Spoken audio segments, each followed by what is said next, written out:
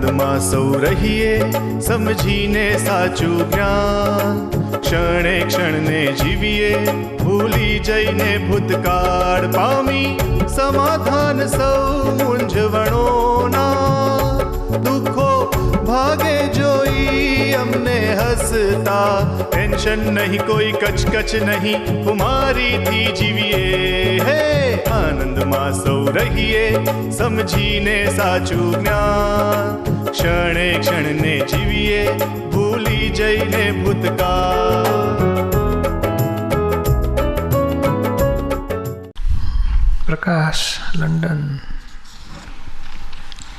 જય સચિદાનંદ દીપકભાઈ, વાત્સલ્ય મૂર્તિ દાદા ભગવાન શું મિનિંગ થાય છે? વાત્સલ્ય મૂર્તિ એટલે વાત્સલ્ય એટલે મધરને વાત્સલ્ય કહેવાય.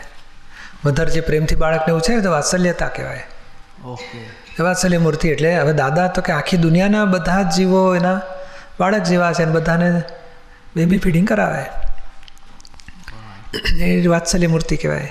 નિરૂમાય વાત્સલ્ય મૂર્તિ થયા કે ભાઈ બધા જ એને બધાને પોતાના મધર જેવા લાગે. જ્ઞાન માતા, સંસારી માતા નહીં. મારો બીજો ક્વેશ્ચન છે, હું છે ને ચરણવિધિ કરું છું, રાઈટ, પણ હું વાંચતો નથી, મને મોઢે યાદ છે તો મોઢે બોલું આંખ વીચને, તો ઓરે છે કે મારે ચાલે ને, એવું કશું નહીં, ચાલે. અને થર્ડ ક્વેશ્ચન છે, હું જ્યારે વોક કરું ત્યારે ચરણવિધિ 2 વાર બોલું મોઢે, તો એમાં કાંઈ વાંધો નથી ને? બોલાય? બોલાય ને. વાંચી નથી કરતા એટલે વાંચી નહીં પણ બેસી નથી કરતા. બેસીને કરું એ તો એ સિવાય એક્સ્ટ્રા ટાઈમ એ તો ચાલે ને. આપણે શું કે ભાઈ તું જમો છો ને, તો કે હું 2 ટાઈમ ફૂલ જમું છું, પછી કેટલાક ફાંકા મારતા હોય, હવે આપણે શું કરીએ, ચલાવી લેવું પડે.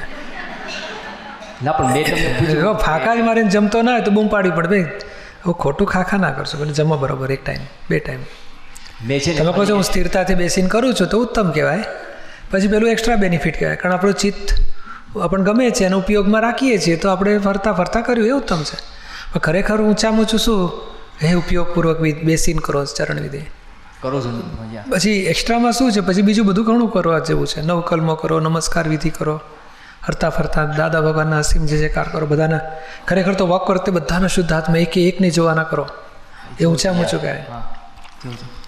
હવે છે ને એક ક્વેશ્ચન છે મારા ફાઇલ નંબર 2 નો. આયા નથી અહીંયા? ના, આવે છે બાજુ છે. ક્યાં છે એમનો પ્રશ્ન છે? એનો ક્વેશ્ચન છે કે જ્યારે આત્મા બોડી લીવ કરે છે તો તરત બીજો જન્મ લઈ લે છે. મેં કીધું તરત જન્મ લઈ લે છે, તો મને કે કઈ રીતે? તો મેં તું છે ને દીપકભાઈને પૂછશે, એ તને કહેશે. એ તરત એટલે શું, અહીંથી એક પોલ લાંબો થાય, ગર્ભમાં પહોંચે ને પછી આ દેહ છોડે, એટલે તરત જ કહેવાય ને. એટ એ ટાઈમ બીજી જગ્યાએ એક્સટેન્શન, જેમ પેલું રબર હોય ને ઇલાસ્ટિક, એમ લાંબુ કરો ને, પછી આ છેડો અહીં મૂક્યો, પછી અહીં છોડો ને, તો આ બે એટ એ ટાઈમ જ થયું ને, અહીંથી ત્યાં જતું રહ્યું ને રબર. એટ એ ટાઈમ એક દેહ છોડતો સીધો છોડી નથી દેતો, એ છેલ્લા શ્વાસ ચાલતા હોય ત્યારે અહીંથી છૂટો પડે આત્મા.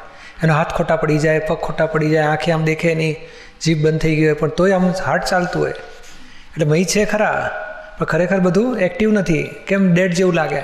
પછી ત્યારે મહી પોતે બીજું ઘર ખોળતા હોય. એ લાંબા થઈ અહીંથી અમેરિકા જન્મ લેવાનો હોય કે ઇન્ડિયા કે જ્યાં લેવાનો, મહાવિદ્ય જવાનો હોય, એ ત્યાં ગર્ભમાં પહોંચ્યા પછી આ દેહ છોડી દે એટ એ ટાઈમ. સમજાયું ને? તો શરીરને કષ્ટ પડે છે? એ શરીરને કષ્ટ ખરે કેવું એવું છે કે અજ્ઞાન દશામાં બચારાને કષ્ટ પડવાનું છે. જ્ઞાનવાળાને સમાધિ હોય, કષ્ટ ના પડે, એમને કષ્ટ ના પડે ને આજુબાજુવાળાને કષ્ટ ના પડે. સમાધિ દશાવાળાનું એવું લક્ષણ હોય કે બાજુવાળાને દુઃખ ના ઉત્પન્ન થાય. એમને થાય કે મને કેમ દુઃખ ના થયું, અમારા ઘરમાં ગયા તોય દુઃખ જ ના થાય કોઈને, એવું ફરક આવે. સમજાયું ને? જય સચિદાનંદ. ધીરુભાઈ નાયક, પછી તૃષા. આપણે મહાવિદ્ય એમાં લખ્યું છે, મહાવિદ્ય ક્ષેત્રમાં આપણે ગયા પછી ત્યાંથી ત્રીજા હારા, ચોથા હારા, ત્રીજા હારા, બીજા હારા વહેલા, એ વિશેની માહિતી તો આપો. આમાં કેવું છે કે એ પહેલો બીજો આરો એટલે કે એ જુદી જાતનો હોય છે. એમાં બધા જોગલિયા અવતાર થાય. એ હસબન્ડ વાઈફ હોય, આખી જિંદગી આનંદમાં રહે ને પછી છેલ્લા 6 મહિના મરવાનું થાય ને, તેમને બાદશાહ જન્મે, એમાં બાબો અને બેબી જ હોય. એ 6 મહિના પછી પેલા મમ્મી પપ્પા એક્સપાયર થાય ને આ મોટા થઈને પાછા હાથે નાથે રહે છે આખી જિંદગી. લાખ સવા 2 લાખ 3 લાખ વર્ષનું આયુષ્ય એમનું પાછું, એ આનંદ કરે અને પછી મરીને દેવગતિમાં જ જાય. એવું એ પહેલાં બીજા આરામાં હોય. અને ત્રીજો આરામાં પછી ઋષભદેવ ભગવાન થયા અને તે ત્રીજો આરો પૂરો થવાનો ત્યારે થઈ ગયા. અને ચોથા આરામ બાકીના 23 તીર્થંકરો થયા. એ કુદરતી હોય જ સાયકલ. પછી પાંચમો આપણે છીએ અને છઠ્ઠામાં પછી ખરાબ કાળ આવશે, દુષ્મ કાળ. પછી પાછું પહેલો બીજો આવતી 24નો એટલે ઉત્સર્પિણી કાળનો જુદો. ત્યાં પાંચમો છઠ્ઠો છે ને અહીંયા પહેલાં બીજા જેવો થશે. અહીંનો ચોથો આરો જેવો હોય ત્યાં પહેલો બીજો ત્રીજો આરો ગણાશે, લેફ્ટ ને રાઈટ જેવું. ઉત્સર્પિણી કાળનો ત્રીજો આરો, ત્યાં ઉત્સર્પિણી કાળનો ચોથો આરો, એના જેવો. એ કુદરતી બધી સાયકલ ચાલ્યા કરતી હોય. પણ આપણે સમજવા એ શું છે તો કે અત્યારે કળિયુગનો ટાઈમ છે. એ પાંચમો આરો કહેવાય. દુઃખો ભયંકર દુઃખો. એમાં આપણને આ કંઈક પુણ્ય હશે તો આપણું અક્રમ જ્ઞાન મળી ગયું, 5 આજ્ઞામાં રહીને મોક્ષનું કામ કાઢી લેવાનું. સમજાયું ને? બાકી પહેલો બીજો આરો એમાં કોઈ ધર્મ ના હોય, એ આનંદમાં રહેવાનું ને રાગ દ્વેષ વગર જીવન પૂરા થાય. બહુ જૂજ મોહ હોય, બધું જૂજ એટલે દેવગતિમાં જ જાય જીવો.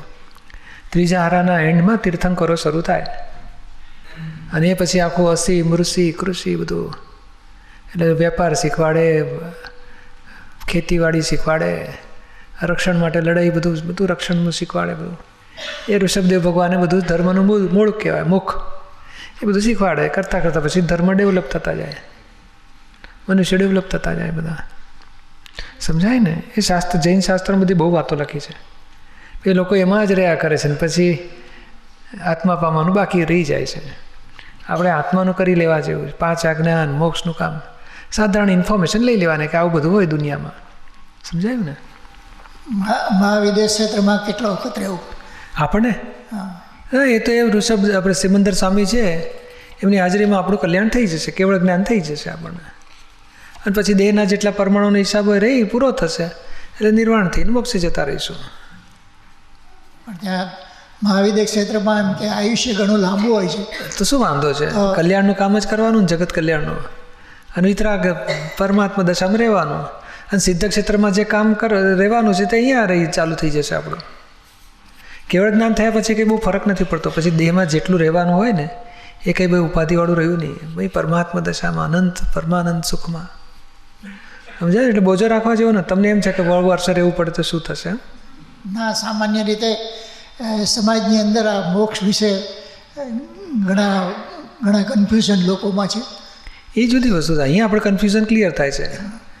તમામ દુઃખોથી મુક્તિ એ પહેલો મોક્ષ અને જન્મ મરણના ફેરામાંથી મુક્તિ એ છેલ્લો મોક્ષ. એ તો આપણે ક્લિયર થઈ ગયું. અહીંયા આપણને આત્મજ્ઞાન થાય છે ને એટલે હવે મોક્ષ પેલું આત્મા પોતે જ મોક્ષ સ્વરૂપ છે. એ ભાન થયું ત્યારથી પહેલો મોક્ષ શરૂ થઈ ગયો.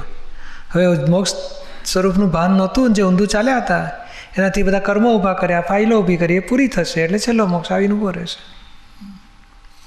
સમજાયું ને? એ મોક્ષ થયા સિદ્ધ ક્ષેત્રમાં ગયા પછી અનંત કાળ સુધી પોતાનો અનંત સમાધિ સુખમાં રહેવાનું. એ છે તૃષા, પછી લીપભાઈ હિરાણી.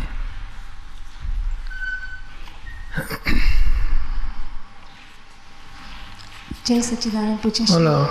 આપણે આ પુણ્ય અને પ્રજ્ઞા, આપણે જે પોતે આપણે સ્વરૂપ છે તો એ બેનું એક્ઝેક્ટલી ડિમાર્કેશન શું એનું હેપીનેસનું? ઘણી વાર એટલું બધું આપણને એમ થાય પુણ્ય છલકાય છે કે પોતાના આત્મામાં તમે છો કે તૃષા પુણ્ય વાપરે છે ને આપણે આત્મામાં રહેવાનું છે. એનું એક્ઝેક્ટલી જે પુણ્ય વાપરે ને એને દુઃખી નહીં થવાનું.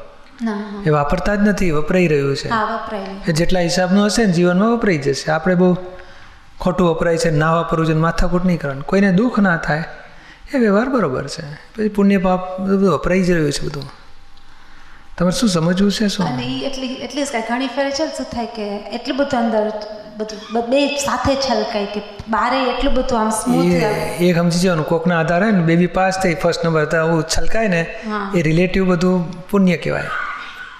અને કોઈના આધારે ના હોય, જાગૃતિના આધારે હોય.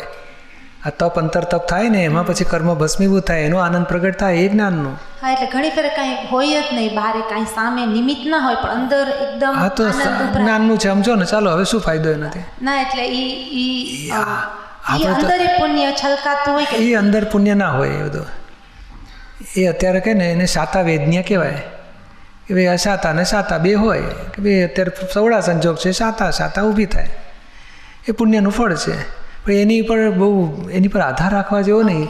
તમને ખબર પડે કે આ તૃષા ને શાંતિ છે એ જાણવાનું તમારે. આ શાંતિ હોય ને અને પેલી અશાંતિ, તો અશાંતિને ઉપકારી માનવાની.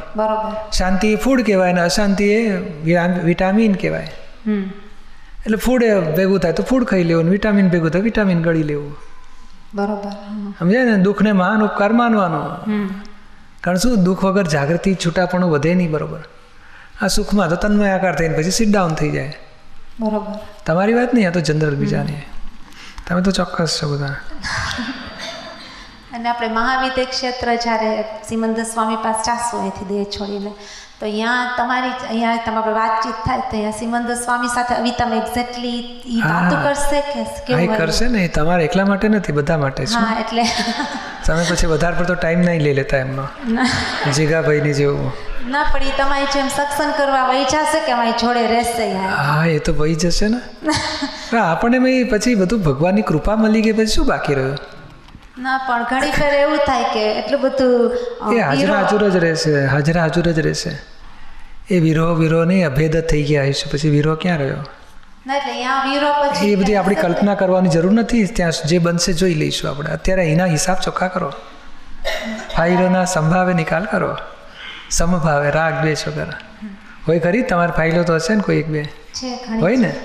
સંભાવે નિકાલ કર્યા કરવાનો. હમણાં બહુ ત્યાં ગયા પછી શું થશે મારું એ ચિંતા નહીં કરવાની, કલ્પનામાં નહીં પડવાનું. ભગવાનના શરણે જવું છે બસ. પછી જે થવું હોય થશે. પછી મને અને તમને ના ચાન્સ મળે તો શું કરશો? કેન્સલ કરશો જવાનું?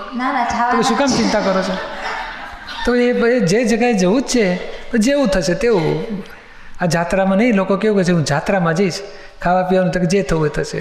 ગંદવાળો ટ્રેનોમાં ધક્કા મૂકીને ટ્રેનમાં ઊંઘ આવશે નહીં, તો જે થવું હોય થશે. મારે જાત્રામાં જવું છે દીપકભાઈની હાથે. એવું કરે છે ને લોકો. તો પછી સગવડતા મળશે તો જાય કે સગવડતા ના મળે તોય જાય? તો પછી સગવડતાની વિચારવાનું હોય કે જાત્રામાં જોડે જવાનું વિચારવાનું હોય?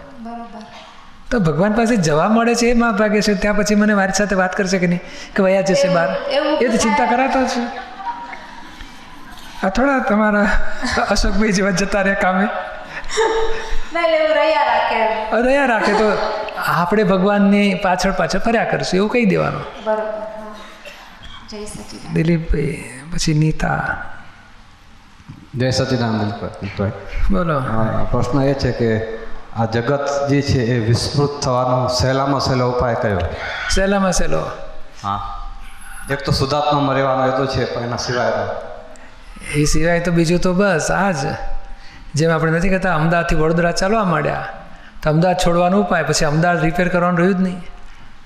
એવું આત્મા તરફ ચાલ્યા ને એટલે જગત વિસ્મૃતિ. એટલે કૃપાળુદેવે સરસ વાક્ય લખ્યું છે, સતની સ્મૃતિ અને જગતની વિસ્મૃતિ એ જીવનનો સાર છે. તો સતની સ્મૃતિ વગર જીવનની વિસ્મૃતિ તો લોકો કરવા જાય છે ને. દારૂ પીએ, ઊંઘી જાય, ડબલ ખાઈને ઊંઘી જાય. એ ખોટા રસ્તા બધા. એ બધું દેહાધ્યાસમાં જ રહ્યો. એટલે જગત વિસ્મૃત કહેવાય જ નહીં. દારૂ એ જ સંસાર, અને ડબલ ખાધું એ સંસાર, અને ઊંઘી ગયો એ સંસાર, દવા લઈને ઊંઘી ગયો એ સંસાર જ. જગતની વિસ્મૃતિ ના કહેવાય, સંસારમાં ડૂબેલો કહેવાય. અને આત્માની જાગૃતિમાં રહ્યો એ નામ સંસાર વિસ્મૃત જ કહેવાય. પછી It's Dada Bhagwan Foundation presentation. Trimandir Sankul, Adalaj, District Gandhinagar, Gujarat. Phone 9327 010101.